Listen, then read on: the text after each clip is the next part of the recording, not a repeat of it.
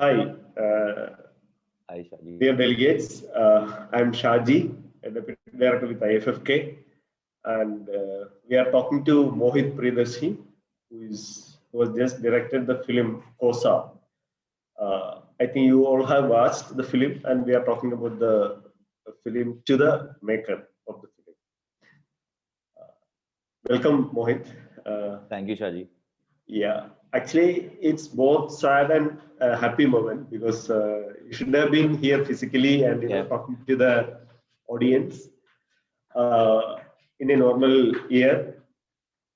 But at the same time, we are happy that we could host you and talk to you for the delegates who watched the film.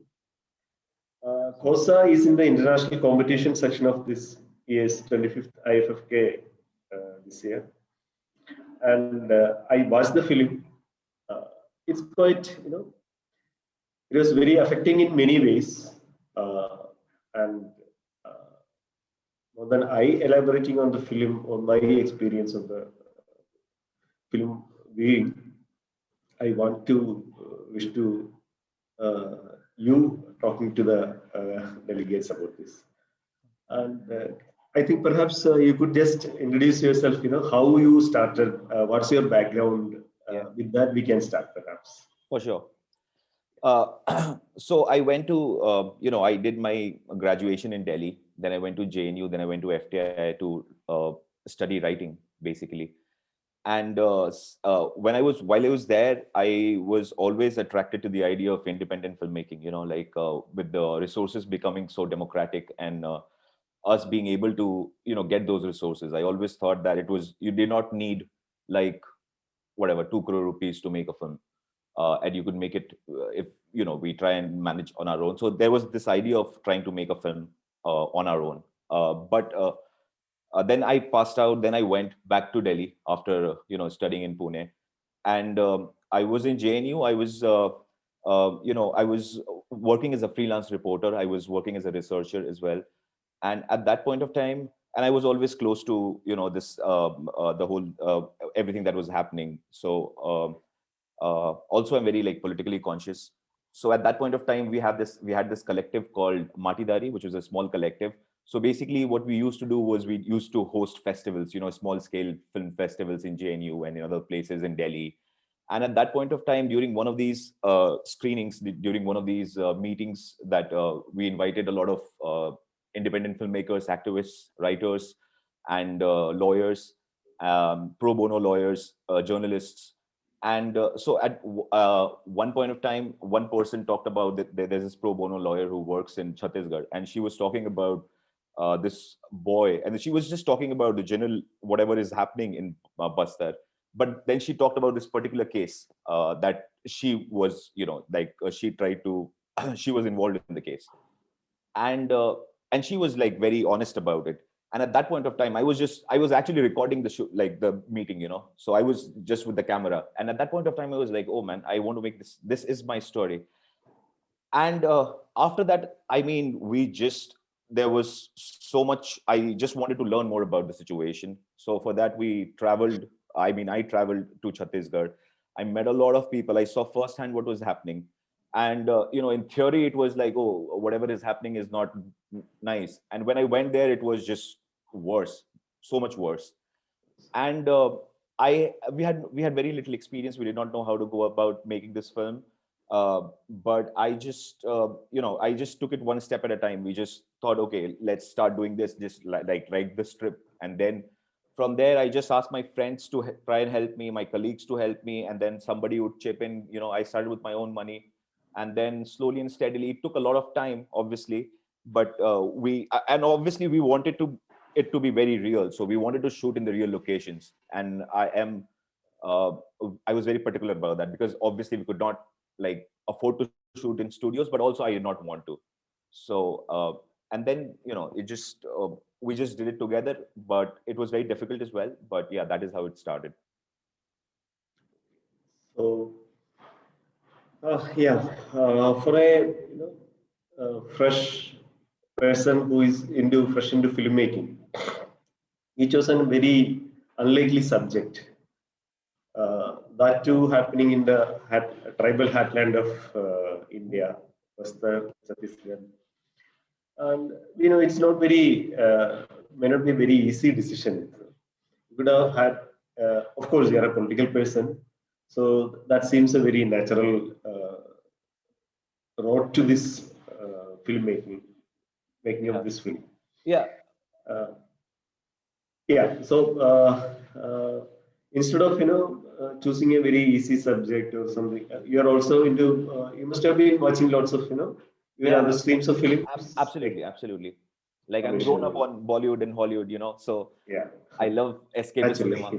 Yeah. So, uh, uh, yeah, I mean, I see the idea was not to make a political film, honestly, it was just to make a film for me, but it just drove me so much. I did not think that I'm trying to make a statement or, obviously there was this time when I'm very influenced by the third cinema movement, in Latin America.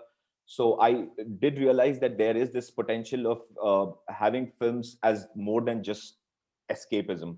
That was there, but it was not like I did not have it in my mind that I'll make a film about a marginalized community or something like that. So it was, I just, I was just so driven to it after a certain point of time. And then I talked to my friends and colleagues, and everybody was like, the whole crew got together and they really liked the script. And then we just wanted to do it. So that was the reason, I think. So it was not, I don't think it was a very, very conscious decision we did not even foresee the problems, that will happen. Like it was actually, we were kind of naive, because if that naivety was not there, maybe we would not have made this decision to make, such a film. Yeah.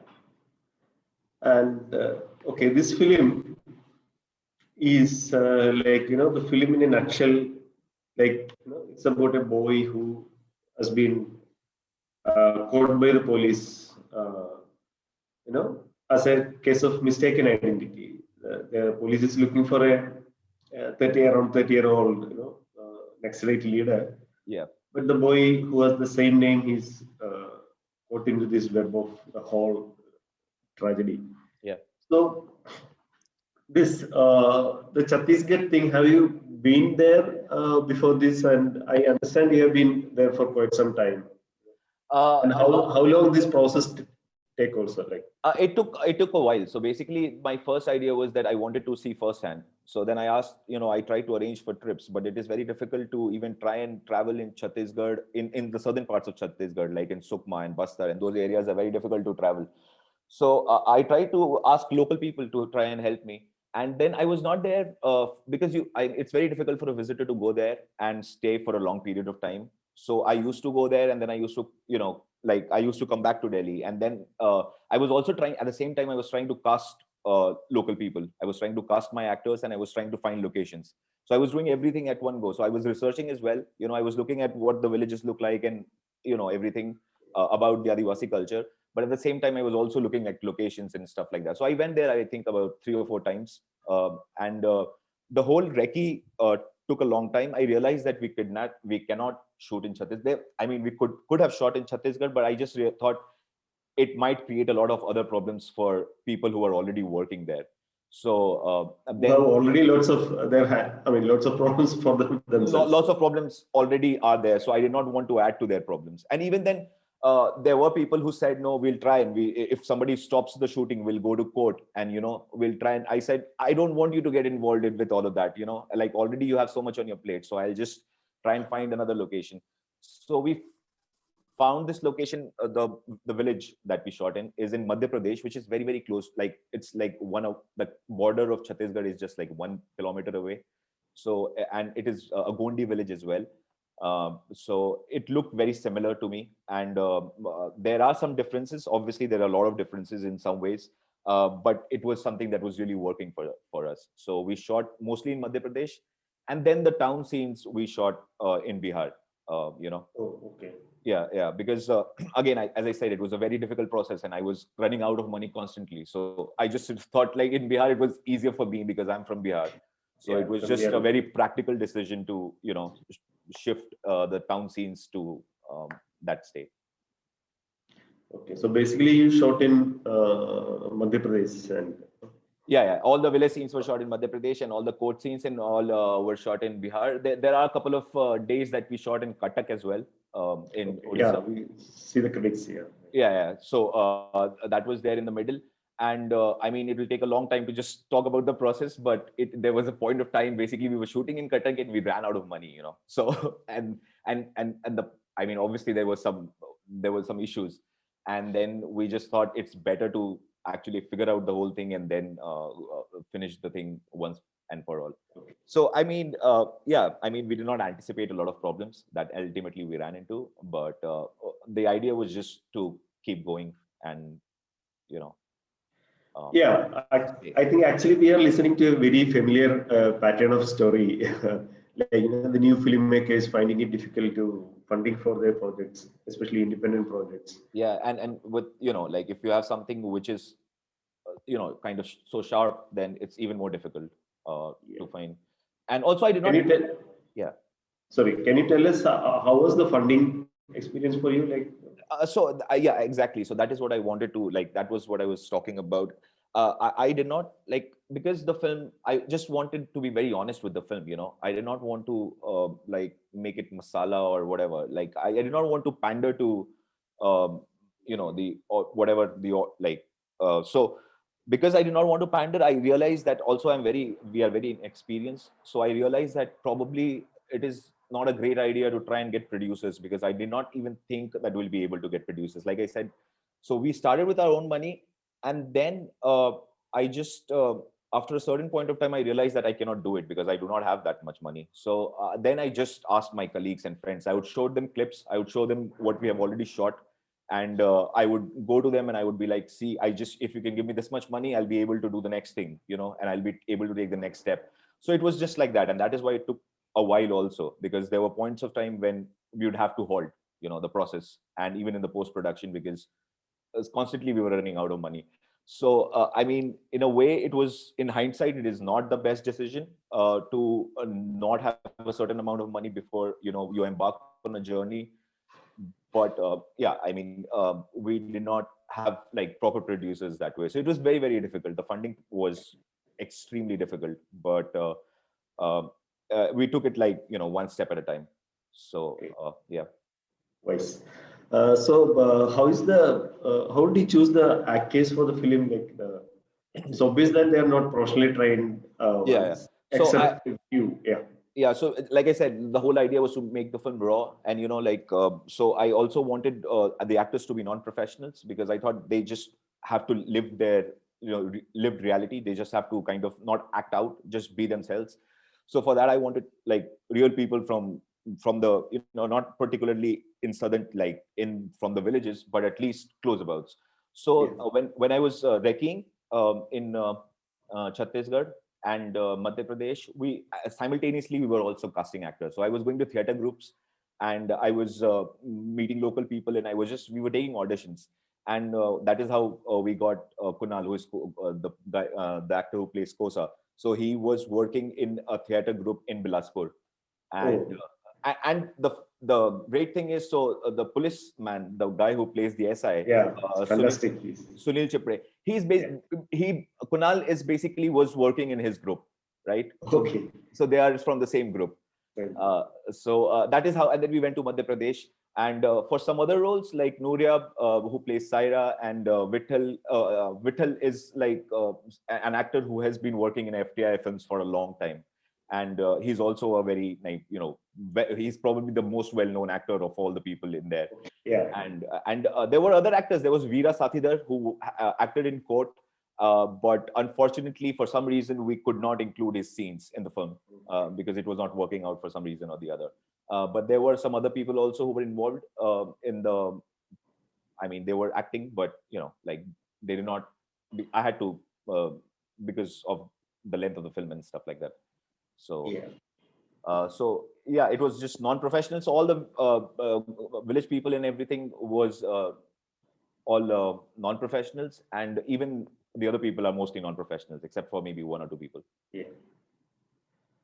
And as like the film gives us sorry, the film is about talking about this Adivasi plight, in a very harrowing manner, and it must have been very difficult, for the actors to act it out. Though, of course, they belong to the area, they know the problems they're facing there. So, how was it like, It was exactly from them? it was very difficult. It was very difficult, and it was emotionally traumatic for some of them. It was very difficult. They would get into a space where uh, it was very difficult for me to be able to communicate with them at times. And like the picking up scene, where Kosa is picked up in the night for the second time, Yeah. was really a very, very difficult scene to shoot. Again, we did not foresee a lot of issues that happened, but it was for some of the women who are in, some of the girls who are working in who have already, like, there is this person called Hidme, who is not a major character in the film, but she is there. She's there in the tractor, she's there in the bus, she's here and there. And for people like her, it was really, really difficult to, because she was reliving that trauma, and it became very difficult for us also to be able to communicate at those times.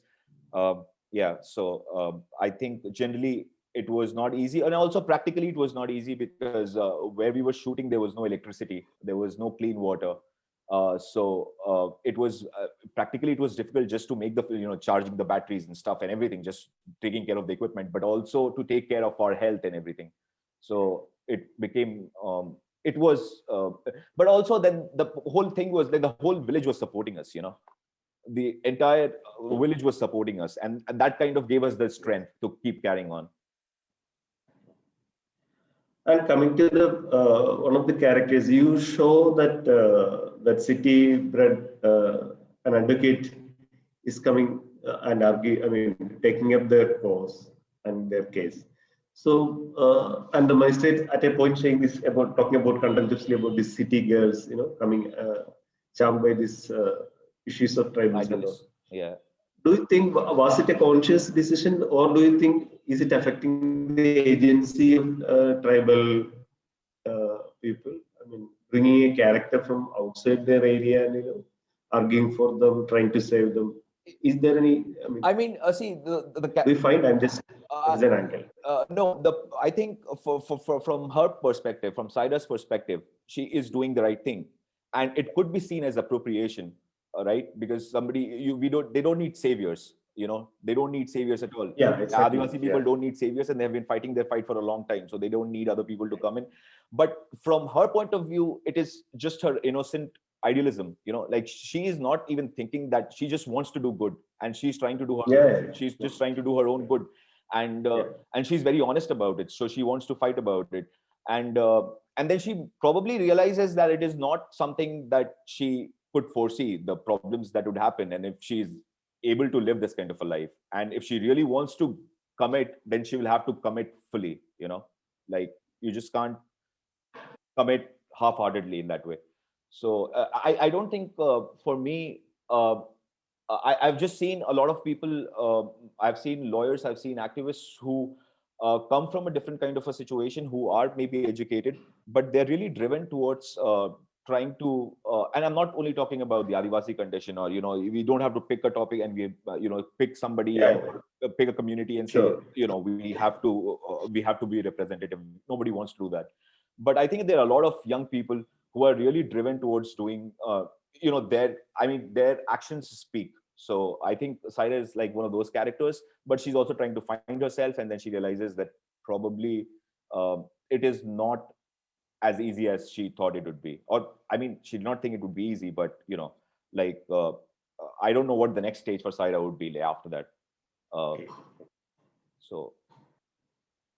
And Khosa, the film, sometimes must have been a very conscious decision. Sometimes it feels like a documentary kind of treatment you have given, and then there are filmic treatment. So have anyway influenced by the third cinema kind of movement by Solanas on that kind of thing?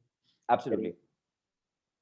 Absolutely. I was very, like whatever resources we have to make do with it. So when we started, we basically, a friend of mine who had a camera said, okay, you can take my camera to shoot. And then another friend who is from Kerala, Ananta Krishnan, who is one of the cinematographers in the film, he used his own lenses. He had a lot of manual lenses that he used for, he used to collect, and he's obviously a filmmaker himself. So we just tried in whatever we had. So we did not have anything. We just basically had a tripod and we had handheld, and that's it. And we could not do anything else. So everything else had to be improvised.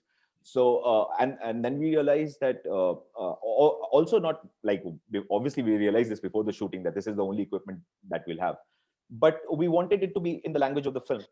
Like whatever disadvantage we had to turn it into the language of the film.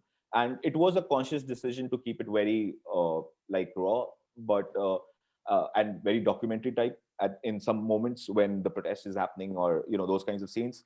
But at certain other point of time, yes, there was this element of it being cinematic also, because ultimately we are film students and we are film lovers. So I could not let go of that aspect. So it was conscious in some ways. In some ways it was, I think, subconscious. It was like in the moment as well. Sometimes we had to make a decision to treat it like that, and keeping obviously the overall flow of the film in the mind.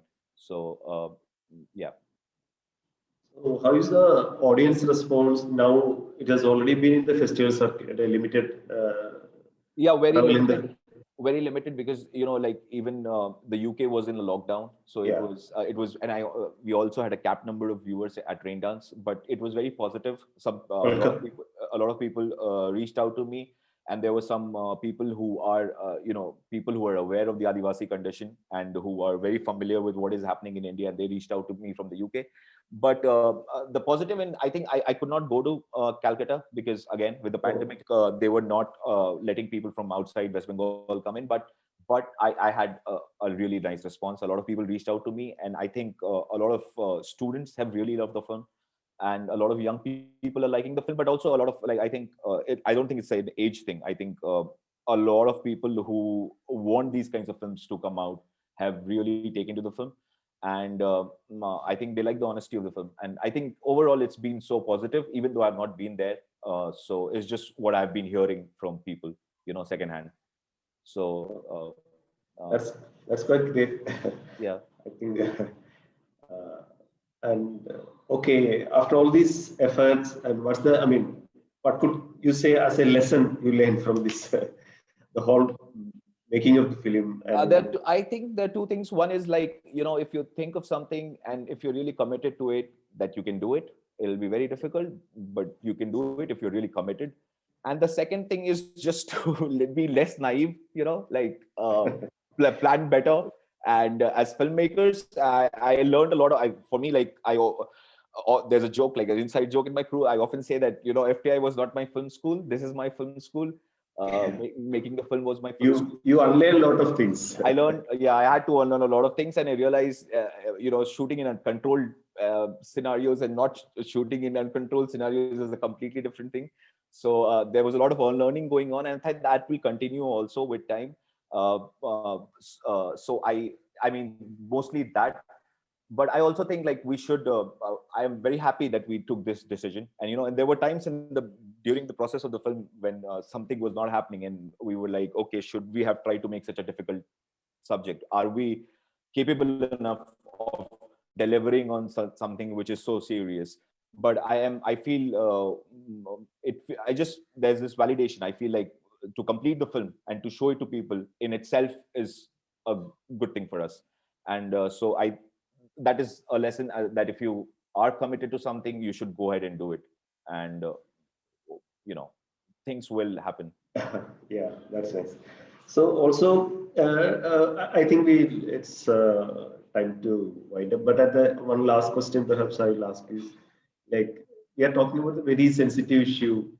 As we all know, it's about dissenting and questioning what's is what many are afraid to say on one level. On the other side, there are fights going on for quite some time. I'm not giving the names, but everybody is aware of that.